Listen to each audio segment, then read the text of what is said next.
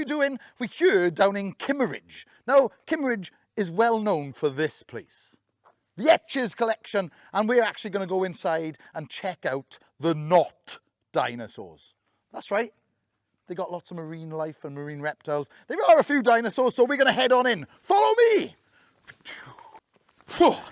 Right then, guys, we're here at the entrance door. This is the way in, and just through those doors is lots of secret treasures in the form of fossils. So let's go! As you walk into this place, it's pretty awesome. You've got gift shops, which is cool. I love gifts. But you're greeted by this, an absolute Goliath. In fact, that's its name. This is Goliath. And check it out. Let's go and take a closer look at Goliath. Come with me. Da, da, da, da, da.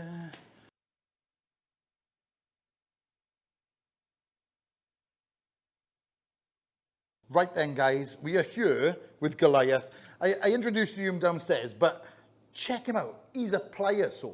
And if you look closely, he's eating an ichthyosaur, which in turn is eating a thresaps, which is a type of fish.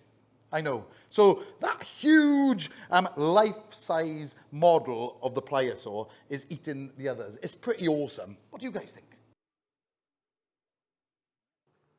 Right then, guys, as you walk in to this amazing collection of fossils above us, it feels like we're in an aquarium, literally. And look, you've got ammonites. Close, ammonites. You've got ammonites around you. Not just ammonites, though. There's loads of things that come swimming around, including plesiosaurs, ichthyosaurs, sharks, and loads of fish. It's just, honestly, it's an amazing way to see these creatures. In this amazing collection, they've got amazing things. Come and have a little look at this.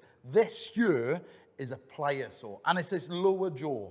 Look at it. Look at the detail. Look at all the little teeth. You can actually, well, not just little, there's some monster teeth up here. I've been told this isn't the biggest that would have been around, but this is a huge specimen, 2 meters in length, and that's just the lower jaw. Just to put it into perspective, guys, this specimen here possibly could have got up to about 9 meters, which would have been from the jaw here, follow me, whoa,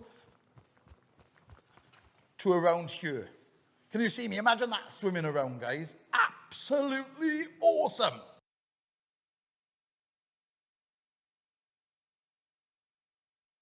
Inside this case, just next to the jaw, is a plesiosaur's flippers.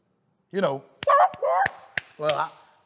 I don't think they couldn't do that, looking at the size of them. Possibly, mind. I'll show you the picture in a second. But looking at the size on these could get themselves around in the water pretty quick. Can you imagine the paddles? Blah!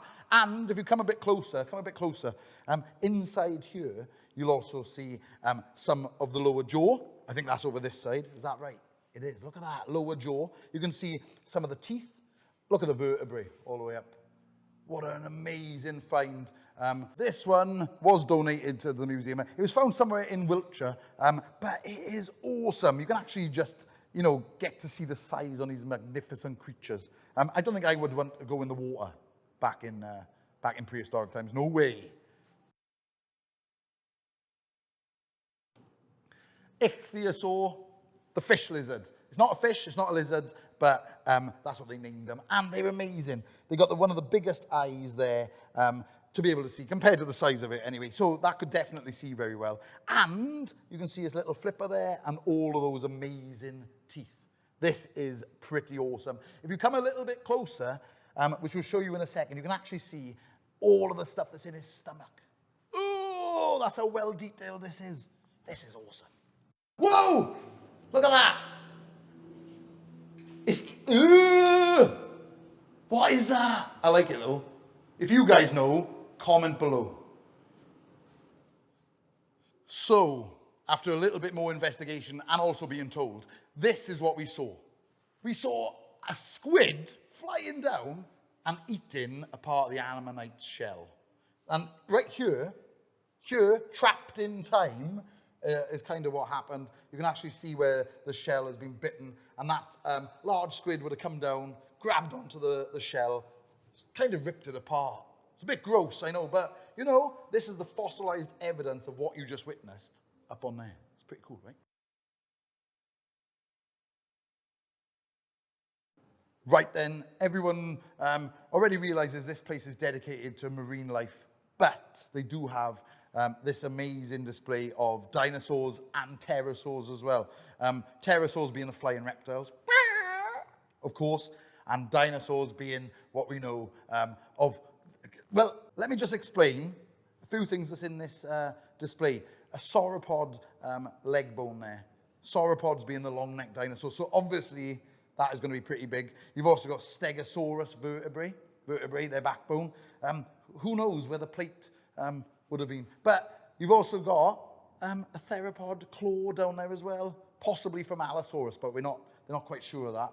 And loads of pterosaurs, including the lower jaws. Take a closer look.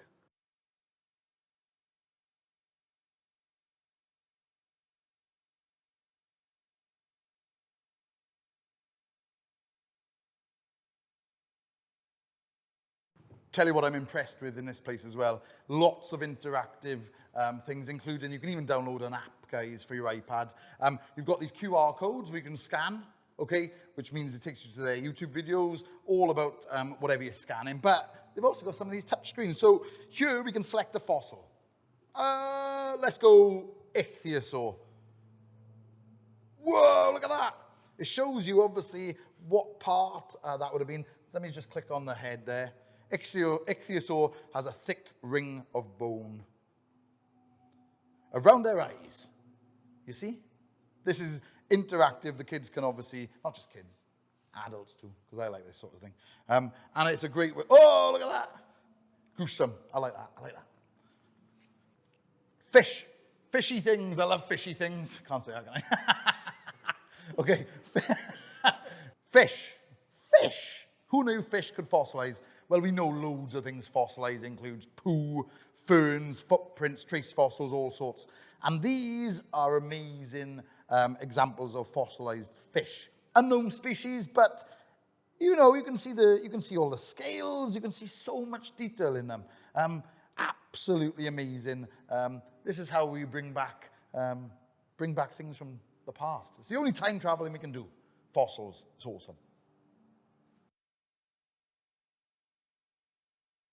Local to Kimmeridge, of course, lots of things here have been found in the Kimmeridge clay, but check this out. The Kimmerosaurus, named after where it was found here in the Kimmeridge clay, and you can see the vertebrae. There's a paddle, you've got some rib bones here, and loads of its jaw. This is awesome, an awesome find, and preserved and kept here at the Etches Collection. I can't get in here, but that's for a good reason, because this is where the magic happens. In fact, you can just see Steve behind there. And this is where they prepare all of the fossils. It's really important where you prepare them, obviously, to keep things nice and clean. But you can see, even if you come a bit closer over here, they've got a lovely video of Steve there preparing with the extractor fans and everything. So it's a really cool place. And when you come here, you can even look through the glass and check him out if he's here. He's mostly here. Can I say that? You can check him out through the glass, preparing all of the fossils. That is awesome. So we just left the Etches Collection in there in the gallery, and they just haven't got enough room here, guys. Look at it. Just in the hallway, we've got another ichthyosaur. Now, this is awesome. It's got loads and loads of amazing features. A massive vertebrae there. You can see the paddle and the head and the teeth. And again, found locally. This is awesome. Amazing. Right then, guys, I'm in front of a micro eye.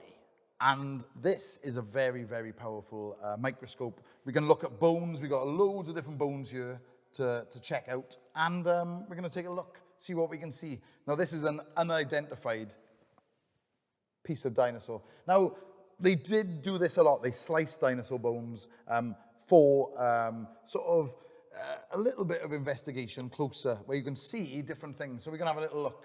And if you look up on the screen, look at my hand. Look at that.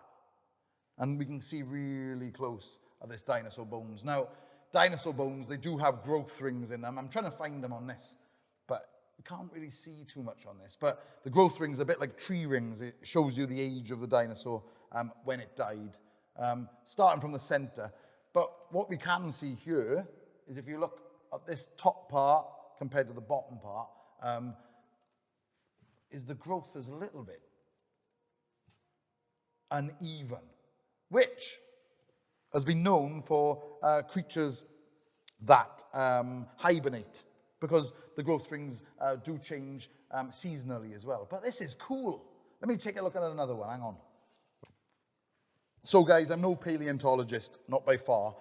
Just a very cool dinosaur enthusiast. But even just looking at these bones under this microscope, you know, looks amazing. You can see so much detail in these little slices here. I just wish I knew a little bit more about these. This is a femur, and a femur obviously is a leg bone. And this is just a small little slice. And under the microscope, you can see so much detail. Again, I can't see any growth rings on that, but you can see lots of cells and stuff. It's cool, very cool. Another piece we just put on is a plesiosaur, and obviously a marine reptile. Are there differences in the bones? It looks like, especially with color. The color variation is so much different, but again, color could be to do with where it was found and the different sort of rocks it was found in. But that is awesome. I can see some lines here. I'm not sure what they would have been. That's all we've got for you today from the Etches collection. Thank you so much for watching. Don't forget to like and subscribe for more, and hopefully we'll see you next time.